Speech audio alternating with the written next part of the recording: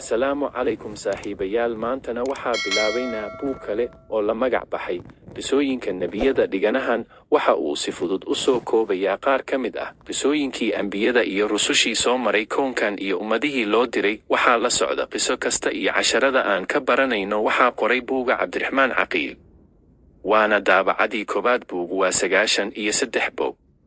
ciwaanada buugu waa sidan: hordhac, qisadii nebi aadam, qisadii nebi nuux, qisadii nebi idriis, qisadii nebi huud, qisadii nebi saalax, qisadii nebi ibraahim ismaaciil, qisadii nebi luud, qisadii nebi isxaaq yacquub, qisadii nebi yuusuf, qisadii nebi shucayn, qisadii nebi ayuub, qisadii nebi yuunus, qisadii nebi muuse haaruun, qisadii nebi daawuud, qisadii nebi suleymaan, qisadii nebi ilyas, qisadii nebi sakariye yaxya, qisadii nebi ciise. hordhac, waxaan ku bilaabayaa magac allah, allihii abuuray samaawaadka iyo arlada iyo inta ku dhex nool, allihii uumay koonka nolosha iyo geerida. Nabadgelyo iyo naxariis nebigeenna dushiisa ha ahaato. Eebe idankii waxa aan buugyarahan ku soo koobay qisooyinka qaar ka mid ah ambiyadii iyo rusushii loo soo diray insaanka si ay ugu iftiimiyaan nolosha. Eebe weyne subxaanah wa tacaala waxa uu dunidan inoo keenay in uu insaanka imtixaano si loo garto kuwa camalka wanaagsan fala iyo kuwa camalada aan wacnayn ka yimaada. waxa uu rabbiisu basharka u soo diray rusushiisa si ay samaha u faraan, xumahana ay uga waaniyaan. ahmiyad weyn ayay noo leedahay in aynu wax ka baranno qisooyinka nebiyada innaga oo raacayna dariiqii ay mareen ee ah dariiqa toosan. qur-aanka kariimka waxa uu si qoto dheer u dul istaagay qisooyinka ummadihii soo maray dunidan si loogu cibro qaato, casharna ay ugu noqoto bani aadamka casri kasta oo ay nool yihiin. allah subxaanah wa tacaala oo inoo sheegaya ahmiyadda qisooyinka waxa uu yidhi, qisooyinkooda waxaa ugu sugan waano iyo wax ku qaadasho kuwa caqliga u saaxiibka ah. waxaan rajaynayaa in ummadda Soomaaliyeed ay ka faa'iidaan qisooyinka. dhiganahan waxa uu si fudud u soo koobayaa qaar ka mid ah qisooyinka ambiyada iyo rusushii soo maray kownkan iyo ummadihii loo diray. waxaa la socota qiso kasta iyo cashirada aan ka baran karno. waxaan rajaynayaa in wax uun ummadda u galo, gaar ahaan ardayda, carruurta iyo inta afka Soomaaliga wax ku akhrida. ugu dambayn, waxaan codsanaynaa in wixii khalad ah ama gaabis ahi hadday jiraan la iigu soo hagaajiyo emailka aan hoos ku soo qoray. Eebbe ha idin sharfo. abuuristii nebi aadam. allah subxaanah wa tacaala markii uu doonay in uu abuuro aadam ayaa waxa uu malaa'igtii ku yidhi, waxaan arlada u samayn khaliif amarkayga fuliya. aadan malaa'igta ayaa arrinkaa la yaab ka muujiyey, waxayna yidhaahdeen, ma waxaad samaynaysaa kuwa arlada fasahaadiya oo dhiig ku daadiya inagoo ku tasbiixsana? Eebe weyne waxa uu yidhi, wax aadan idinku ogayn baan ogahay. kadib ciidda qaybaheeda kala duwan, madow, casaan, caddaan iyo waxa uu ka abuuray nebi aadam calayhi salaam. nebi aadam waxaa laga abuuray dhoobo, dherarkiisuna wuxuu gaarayay ilaa 6 eber dhudhun. ibliis waxa uu ka mid ahaa jinka, waxaana laga abuuray dab. nebi aadam markii lagu afuufay ruuxda waxa uu allah su faray in uu u tago malaa'igta oo uu soo salaamo. kolkii uu u tegay malaa'igta waxa uu ku yidhi, assalaamu calaykum. kolkaas bay ku yidhaahdeen, wa calayka salaam waraxmatullah. kadib nebi aadan wuxuu u soo laabtay rabbi, waxaana loo sheegay in salaantaasi ay tahay salaantiisa iyo tan ummaddiisa. kadib nebi aadan waxaa la baray magacyada waxyaabo badan sida geedaha, dhagaxaanta, qoraxda, dayaxa, xiddigaha iyo eebbe weyne waxa uu malaa'igtii weydiiyey in ay sheegaan magacyada waxyaabo uu weydiiyey. markaasay malaa'igtii ku jawaabeen, rabbiyo, wax cilmi ah ma lihin annagu wixii aadna bartay mooyaane. kolkaas baa alle su amray aadan in uu u sheego malaa'igta.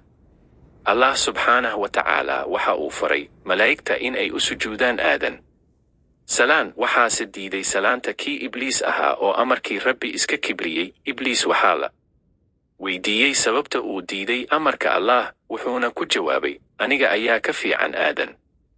oo aniga waxaa la iga abuuray dab, aadanna waxaa laga uumay dhoobo. Xaasidnimada Ibliis uu u qabo Aadam iyo dhashiisa xilligaas bay soo bilaabatay. Allahsu waxa uu faray Ibliis in uu ka hoobto samada, waxaana lagu daray kuwa la eriyey.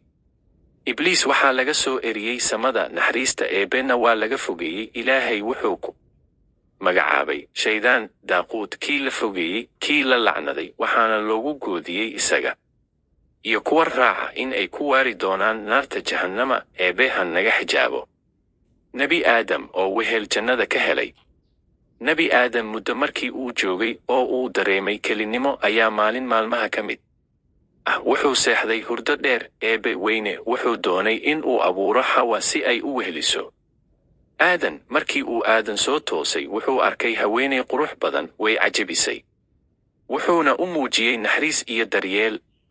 Nebi Aadam iyo Xawa si wada jir ayay jannada ugu lugaynayeen, una cuni jireen midhaha jannada. Allah subxaanahu wa tacaala oo uga digaya Aadan cadaawadda Ibliis waxa uu ku yidhi, Aadamow, ninkaa Ibliis ahi wuxuu cadow ku yahay adiga iyo xaaskaaga ee yaanu jannada idinka saarin oo aanad dhibtoon. Intaad jannada ku jirtaan ma haraadaysaan, mana gaajoon doontaan. Shirqoolkii Ibliis. Ibliis markii jannada laga eriyey wuxuu isku dayey in uu soo dhuunto, balse ma awoodin in uu soo galo. Eebbe weyne oo la hadlaya Xaawo iyo Aadam waxa uu yidhi, Aadamow, adiga iyo xaaskaaga dega jannada kana cuna cunno shifo iyo waasac meeshaad doontaan, hana u dhowaanina geedan oo markaas aad ka mid noqotaan daalimiinta. Ibliis oo markii horeba ka hinaasay Aadam ayaa kolkii isaga sababtiisa jannada looga soo saaray wuxuu u sii qaaday cuqdad iyo cadaawad. Tii ugu dambaysay wuxuu bilaabay in uu waswaasiyo Aadam iyo Xaawa si ay u cunaan geedkaas laga xaarantinimeeyey. Ibliis wuxuu ugu dhaartay haddii ay geedkaas cunaan in ay noqon doonaan Aadam iyo Xaawa laba malag, isla markaana ay ka mid noqon doonaan kuwa la siiyo waaritaan. Wuxuuna u raaciyey Ibliis in uu la talinayo labadooda. Aadam iyo Xaawa ayaa rumaystay arrinkaas oo judhiiba cunay geedkii loo diidanaa, waxayna dareemeen in ay Alle caasiyeen. aad bay uga shallaayeen oo waxay dembi dhaaf weydiisteen Allah suu. Aadam iyo Xaawa waxaa lagu amray in ay u daataan dhulka. Dhulkii baa la yimid.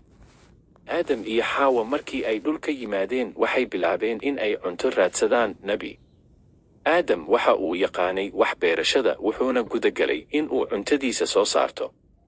Allah subxaanahu wa tacaala waxa uu faray in arlada la camiro oo la dego. Waxaa sidoo kale soo kordhay carruur ay dhaleen Nebi Aadam iyo Xaawa. Halkii mar waxay dhalaysay mataano, laba ilmood, wiil iyo gabar Markii ay koreen waxaa la faray in wiil kasta loo guuriyey gabar aan caloosha wadaagin. Ma bannaanayn in wiil iyo gabar mataano la isu guuriyo. Haabiil iyo Qaabiil. Hooyadeen Xaawa uurkii koowaad waxay siday wiil la oran jiray Qaabiil iyo gabar Kaliima la dhihi jiray. Markii xigay waxay siday laba ilmood oo la kala oran jiray Haabiil iyo walaashiisa Labuuda. Qaabiil wuxuu ka shaqayn jiray beer, Haabiilna wuxuu dhaqan jiray xoolaha, waxayna saacidi jireen labaduba waalidkooda. Waxaa la gaaray xilligii labada nin midba kan kale uu la aqalgeli lahaa gabadha walaalkiisa lamaatanta ahayd. Xilligaasi ma jirin insaan kale oo isguursada. Nebi Aadam durriyadiisa si ay u sii fido wuxuu faray guurka iyo cibaadada. Nebi Aadam baa yidhi, Qaabiil wuxuu guursanayaa Labuuda, Haabiilna waa in uu guursadaa Kaliima oo la sheego in ay aad u qurxoonayd.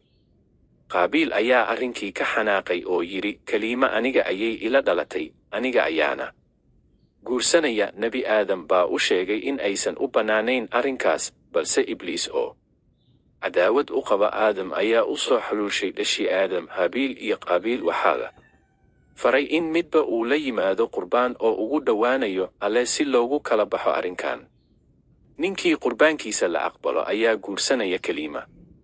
Qaabiil waxa uu la yimid in yar oo uu beerta ka soo gurtay, halka Haabiil uu la shirtegay wan aad u weyn oo buuran. Qurbaanka waxaa lagu aqbali jiray in dab uu samada ka yimaado oo uu wixii la keenay mid uu ka qaado. Dabkii samada ka yimid wuxuu abbaaray wankii uu Haabiil la yimid. qaabiil ayaa ka hinaasay arrinkaa oo aad uga xumaaday. qaabiil oo dilay haabiil. shaydaan ayaa si weyn u waswaasiyey qaabiil, wuxuuna maskaxdiisa ku riday in uu dilo walaalkiisa. haabiil oo shaqadiisa u socda ayaa qaabiil oo dhagax weyn wata soo daba kacay. markii uu soo dhowaaday ayuu ku dhuftay, halkaas ayuuna ku dhintay haabiil. shaydaan ayaa qosol la dhacay sidii uu ugu guulaystay qorshihiisana u hirgalay. nebi aadam ayaa aad ugu murgooday arrinkaas uu ku kacay qaabiil. tuka cashar siinaya qaabiil. kadib markii qaabiil uu dilay walaalkii haabiil, wuxuu in muddo ah dul taagnaa meydkiisa. wuxuu garan waayey sida uu ka yeeli doono. kadib dhabarkiisa ayuu iska saartay oo uu ku xambaaray. isagoo xaaladdaasi ku sugan, qaabiil waxa uu arkay laba tuke oo isdilaya. mid baa dhintay oo dhulka ku dhacay. tukihii wax dilay baa bilaabay inuu god qodo. kolkii uu qodayna wuxuu ku riday tukihii uu isagu sababsaday. qaabiil ayaa isagiina bilaabay inuu god qodo oo uu ku aaso haabiil. kadibna ciid oo dusha kaga daboolo. isagoo qoomamaynaya baa wuxuu yidhi, qaabiil, ma waxaan ka caajisay wax uu tukahan sameeyey? nebi aadam calayhi salaam wuxuu sii noolaaday muddo dheer, owlaad badanna way u dhasheen. isaguna wuxuu barayay shareecada iyo diinta Alle, wuxuuna uga digayay shirkiga, shirqoolka iyo dhagarta shaydaanka. geeridii nebi aadam. nebi aadam calayhi salaam oo dadiisu sii badatay baa isagoo maalin xanuunsanaya malaa'igta u timid. kolkaas ayay ruuxda nafta ka qaadeen oo way dhaqeen, carfiyeen, kafaniyeen. kadib inta ay ku tukadeen ayay xabaasha ku aaseen. kadib waxay dhashiisii ku yidhaahdeen, ina aadam, waa tan sunnadiina aad mari lahaydeen. inta badan waa la isku khilaafaa halka uu ku aasan yahay nebi aadam. waxaa inta badan la sheegaa in uu ku aasan yahay buurta uu ku soo degay oo ku taallaa Hindiya. ilaahay baa og meesha nebi aadam iyo xaawa ay ku aasan yihiin. allah sud oo qur-aanka kariimka noogu sheegay qisada nebi aadam waxa uuna yidhi, xusuuso nebi maxamedow markuu eebbe ku yidhi malaa'igta, waxaan ku abuurayaa dadka aadam dhooboye markaan isku simo oo aan dhammaystiro oo aan ku afuufo ruuxdayda ugu dhaca sujuud salaan. wayna sujuudeen malaa'igtii dhammaantood oo idil ibliis mooye oo iskibriyey kana mid noqday gaalada. eebbe waxa uu yidhi, ibliisow, maxaa kuu diiday in aad u sujuudo midkan aan ku abuuray labadayda yad? miyaad isweynaysay mise waxaad noqotay kuwa sarreeya ee isqaadqaadaya? wuxuu yidhi, anaa ka khayr roon isaga. aadam waxaad igu abuurtay naar, isaguna waxaad ku abuurtay dhoobo. eebbe waxa uu yidhi, ka baxsamadayda waxaad tahay mid la nacladay oo la fogeeyey, dushaadana waxaa ahaatay lacnadayda tan iyo maalinta abaalmarinta. wuxuu yidhi, ibliis, ilaahayow ii sug ilaa maalinta la isa soo bixin doono. eebbe waxa uu yidhi, waxaad ka mid tahay kuwa loo kaadin doono ilaa maalinta wakhtigiisa la yaqaano, qiyaamaha. wuxuu yidhi, weynidaada iyo sharaftaada sababteed ayaan ku dhaartay, dhammaantood waan baadiyeyn addoommahaaga suuban. marka laga reebo eebbe waxa uu yidhi, dhabtaan ku sifoobaa, dhabtaana u hadlaa. waxaan ku dhaartay inaan ka buuxiyo jahannamo adiga iyo inta ku raacda oo ka mid ah dadka oo idil. sidoo kale allaah oo mar uu noogu warramay qisada haabiil iyo qaabiil waxa uu yidhi, ku akhri dushooda warka labadii wiil ee ilmo nebi aadam ahaa si dhab ah markay ilaahay ugu dhowaadeen sadaqo oo laga aqbalay midkood kii kalena aan laga aqbalin, oo uu yidhi, waan ku dili kii kalena. waxa uu yidhi, ilaahay waxa uu wax ka aqbalaa kuwa dhowrsada oo ka baqa. haddaad u soo fidiso gacantaada xaggayga si aad ii disho, anigu gacantayda kugu fidin maayo si aan ku dilo. anigu ilaahay baan ka cabsanayaa, eebbaha caalamaka. anigu waxaan doonayaa inaad la noqoto oo xambaarato dembigayga iyo kaagaba, dabadeedna aad ka mid noqoto naarta ehelkeeda. taasina waa abaalka daalimiinta. markaasay u qurxisay naftiisa dilka walaalkiis, wuuna dilay, wuxuuna noqday kuwa khasaaray. wuxuu eebbe u bixiyey, muujiyey tuke faadhi dhulka si uu u tuso sida uu u asturo meydka walaalkii. wuxuuna yidhi, shalaytadaydiyey, miyaan ka caajisay inaan noqdo sida tukaha oo aan asturo meydka walaalkay? wuxuuna ahaaday mid qoomameeya. maxaynu ka baran karnaa qisada? hal, nebi aadam waa aabbaha basharka oo idil. 2 shaydaanku waa cadowga insaanka. 3 macsiyada ayaa sabab u ah carrada Alle. 4 insaanka waxaa lagu magacaabay insaan sababtoo ah wax buu ilaawaa. 5 waalidiinta oo la adeeco waxay sabab u tahay raali ahaanshaha Allah. 6 nebiyada oo idil waxay la yimaadeen islaam. 7 insaanka waxaa loo abuuray cibaado. 8 shaydaanka wuxuu ku dadaalaa in uu xumaan lugaha kuu geliyo. 9 Alle wuu jecel yahay qofka muuminka ah ee isaga dartii wax ula baxa. Hal eber qofkii ugu horreeyey ee dil bilaaba wuxuu ahaa Qaabiil. Hal qofkii ugu horreeyey ee aalada lagu dilay wuxuu ahaa Haabiil.